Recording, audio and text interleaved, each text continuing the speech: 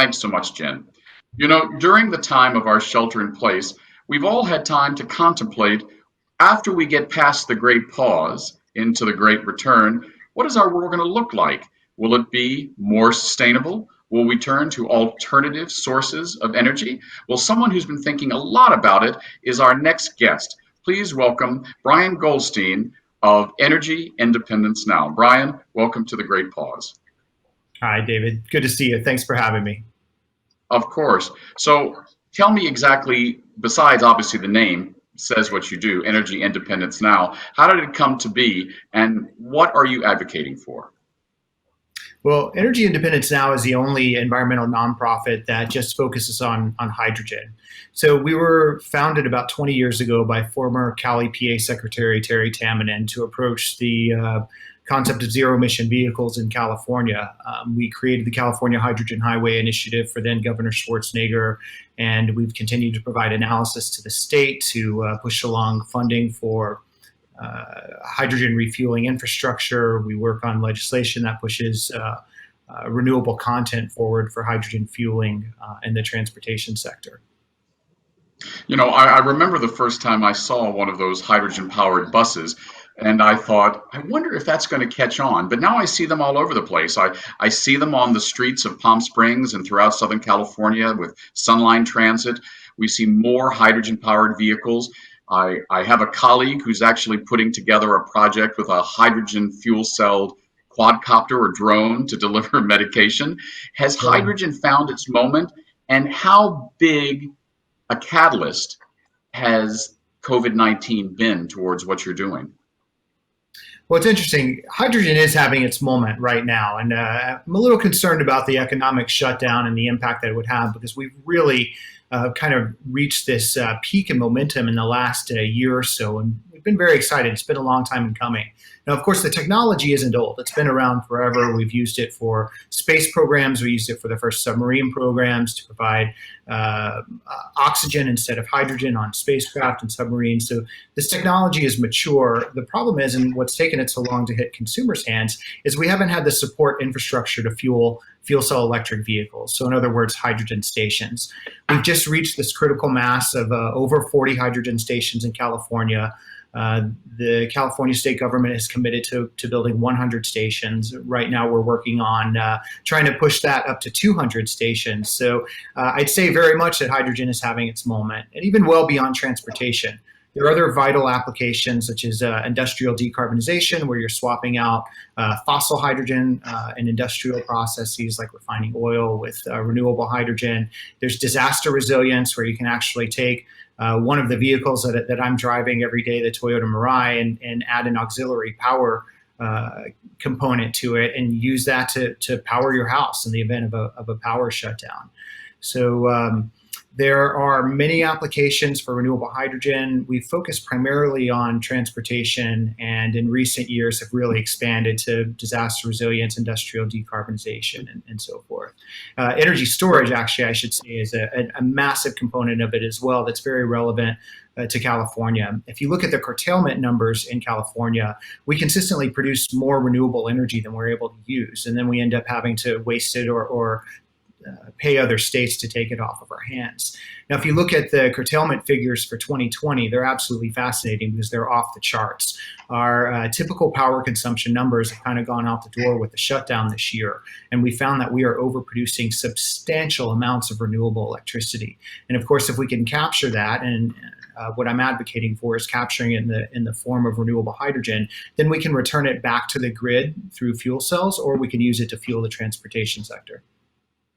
So you talk about critical mass. You said now there's 40 hydrogen fueling stations in California. You're trying to get them to build another 100 or 200. So that's 240. There are probably that many gasoline stations in East Los Angeles. You know, at what point do you get to a critical mass when the consumer says, you know what, it's as easy for me to buy a hydrogen fuel cell vehicle, and it's just as easy for me to refuel it? How many would that take, and legislatively, what would it take to make this a reality?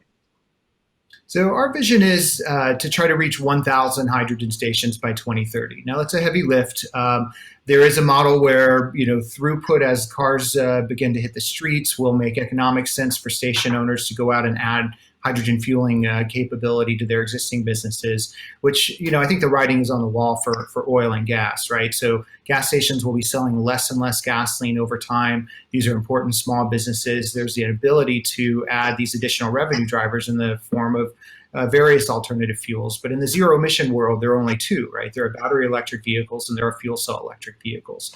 The fact of the matter is that battery electric charging is relatively slow, right? You can, on a fast charger, charge a vehicle in anywhere from 30 minutes to an hour. But that means on a gas station lot in a city like Los Angeles or San Francisco, that somebody would have to pull into a precious parking spot and sit there for about an hour, right? Whereas hydrogen fuel cell electric vehicles refuel in about 3 to 5 minutes. And so you'd be able to push through 20 plus vehicles in an hour at these stations. So we feel that once we hit 1,000 stations in California, that consumers would be able to drive kind of like they're used to with conventional liquid fueled vehicles and not really feel inconvenienced by it. Right. So, practical question. Probably several times a year, my husband and I drive from San Francisco to Palm Springs or Southern California, and we always say, okay, that's a tank of gas or a tank and a half or whatever it is. On a hydrogen fuel cell vehicle, you can do that just in one fell swoop or not? So technically with the ranges in the current fuel cell electric vehicles, they're all over 300 miles. So technically you can. Now the fact of the matter is maybe I have a heavy foot. I do need to stop and refuel my many trips to either the Bay Area or to Sacramento. So I stop one time in Coalinga. There's a station at the midway point. I spend 3 to 5 minutes there refueling while I see a lineup of, I think, 18 Tesla fast chargers where people are sleeping in their car in the heat out in the Central Valley and kind of just sitting there killing time. So there are these 18 chargers. If they're full, there are people waiting. Meanwhile, there are rarely people ahead of me at the hydrogen fuel cell electric fueling station there. And if I need to fuel up, I spend 5 minutes on the site and I'm back on my way to Sacramento or San Francisco in no time. It's interesting. You mentioned probably the brand that has become most ubiquitous as far as electric cars, Tesla. Is there a car maker, or I shouldn't say car maker, because there's a lot of, I mentioned Sunline, they do buses, there's hydrogen fuel cell trucks. Is there a company that right now is saying, you know what, forget the Tesla or the Tesla knockoffs, we believe in hydrogen fuel cells for the future? Is there a company that's really spearheading this to make it more commercially available to truckers and just the average citizen? Well, I'd say the company that is most committed to the technology right now is Toyota, and they are incredibly forward-leaning on this technology. In fact, I think if you look at the portfolio of cars that they've announced in the future, there are very few battery electric vehicles. And I mean, to my knowledge, I think single digits. They're firmly committed to this technology for several reasons, right? The range in the early models surpasses the range in the most expensive battery electric vehicles. The refueling time is there. The communal refueling concept is very important in a state like California, where over 50% of people live in multifamily housing. Many people don't have access to charging at home, much less a garage at home or a place to charge. And so hydrogen provides a refueling experience that's much more similar to that of what we're used to and what we've been used to for decades, almost 100 years in this country. So Toyota has kind of seen the writing on the wall. Look, they were kind of first to the punch with the Prius. They've been manufacturing batteries, hybrid electric components, all of these various components that go into similar vehicles for almost 20 years. And I think they've looked into the future, into the supply chain and said, hey, lithium and cobalt can be problematic in the future. The supply chain, where they come from, the labor practices, the end of life issues with those components, it's just very complicated. And I think that they see, the future of the automotive space being in fuel cells. Now, we have other companies that are selling light-duty fuel cell electric vehicles in California right now. Honda and Hyundai are committed to the technology. And of course, we're seeing others around the world. And the heavy-duty space, I think, provides a particular opportunity for fuel cell electric vehicles because if you look at the port of Los Angeles or the Twin Ports here in LA, We have roughly 16, 17,000 heavy duty trucks. And imagine having to line a quarter of those 4,000 trucks up overnight for 10 to 12 hours to try to recharge them. What's the spatial requirement? What's the infrastructure requirement? What's the back end requirement of transformers and the electrical system that would have to support that? Whereas those same trucks can refuel in about 20 minutes with hydrogen. And we're not as concerned with the payload that the batteries would take if in the battery electric versions of a heavy duty truck. The batteries alone could take up about 8,000 pounds, which is about 10% of the overall payload of the truck. So when you talk about heavy duty trucking, I think hydrogen fuel cells are a particularly good fit. And I think we'll see a lot of new heavy duty fuel cell electric trucks on the market in the near term.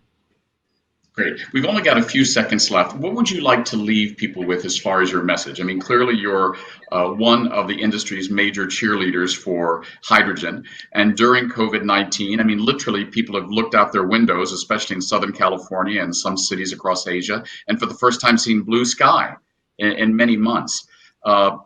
Has COVID given you an opportunity that you couldn't have had otherwise to actually literally see what the future of our skies could look like?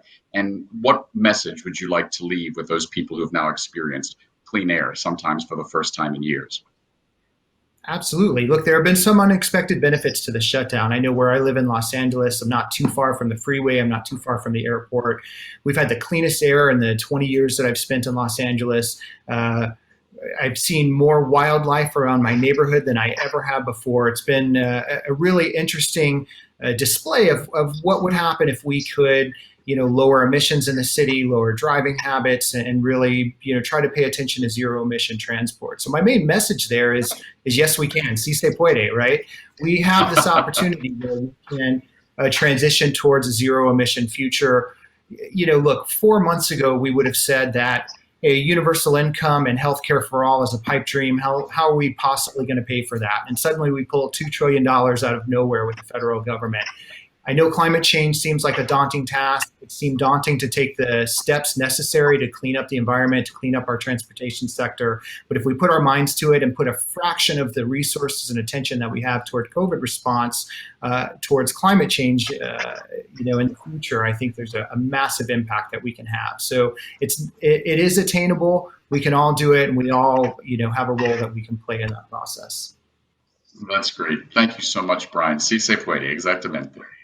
So, Jen, we've now learned how we can save our skies, clean energy, and come out of COVID maybe a better, cleaner, more sustainable society. Jen, what do you say to that?